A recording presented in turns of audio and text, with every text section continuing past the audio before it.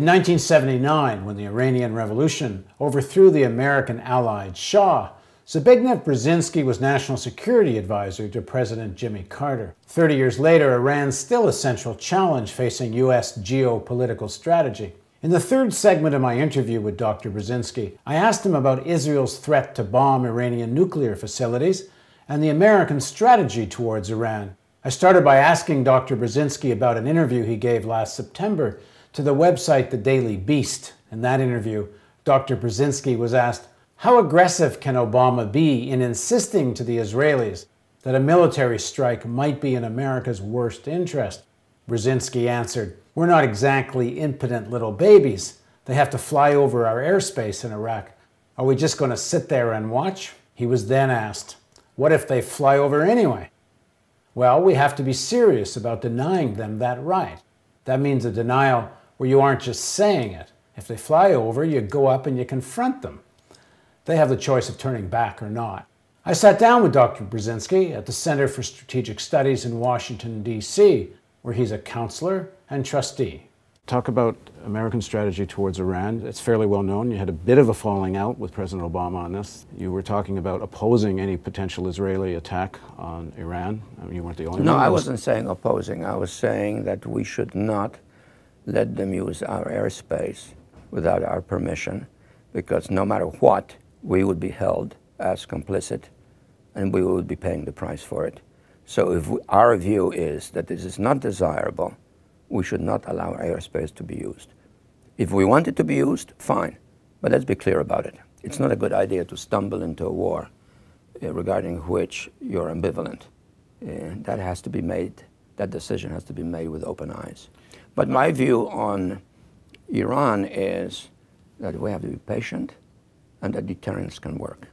We don't need to increase the scale of the conflict in the region that we have been discussing, because an increase in that conflict involving the Iranians in a collision with us would make our task in Afghanistan absolutely impossible, would probably reignite the conflict in Iraq, would set the Persian Gulf ablaze, would increase the price of oil twofold, threefold, fourfold, and Americans would be paying $5, $6 a gallon at the gas stations.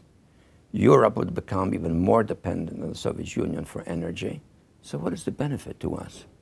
The people advocating this more militaristic approach, I have to ask, do you think they mean it, or is this good cop, bad cop? I'm not a mind reader. It seems the Pandora's box this would open boggles the mind.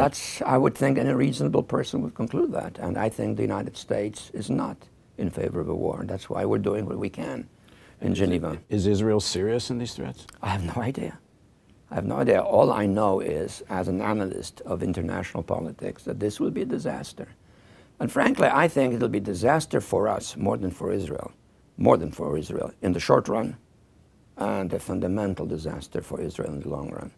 Because if the consequence of that is that in the end we're forced out of the region, as we might be, because of almost sort of dynamic hatred that develops, and have no illusions about it, that the conflict spreads, we're going to be alone. The Russians are not going to be with us. They're not suckers. The Europeans are not going to be with us. They don't like to be in the forefront of conflict for historic reasons. We are going to be engaged. And if we are finally driven out, how much would you bet on the survival of Israel for more than 5 to 10 years after all that has happened? So, you know, some people who criticize me for being straightforward on this think this is an anti-Israeli point of view. You know, they're entitled to their demagogy. But my view is it will be a geopolitical disaster for us in the short run, and to the extent that Israelis are concerned about it for themselves. The pressure that's being put on Iran is pushing Iran closer to Russia and China. No, it's not pushing them close to Russia or China. We're pushing the Chinese and the Russians to engage in a more direct conflict with the Iranians, but they're reluctant because they have a different view of the situation. And in a different way, each has different interests. But Russia and China are both getting much more involved in the Iranian economy. Iran comes in Shanghai Cooperation Agreement meetings. No, wait a second. The Chinese are getting more involved in Iranian economy because they need energy. And they're not going to be particularly grateful if we produce a conflict in the region. And that will also affect them. And what consequences that might have for the world economy is hard to predict. All I'm saying is, don't trifle with this silly notion, oh, we'll just bomb them, and the problem is solved. It's a false analogy, and historically, there's one fundamental lesson we shouldn't forget. Stalin and the Soviet Union was more of a threat than Iran ever will be, and yet we deterred it. Mao Zedong talked of a nuclear war which might kill 300 million people, and so what? And we didn't have a war with the Chinese. Why should we act like crazies in dealing with Iran?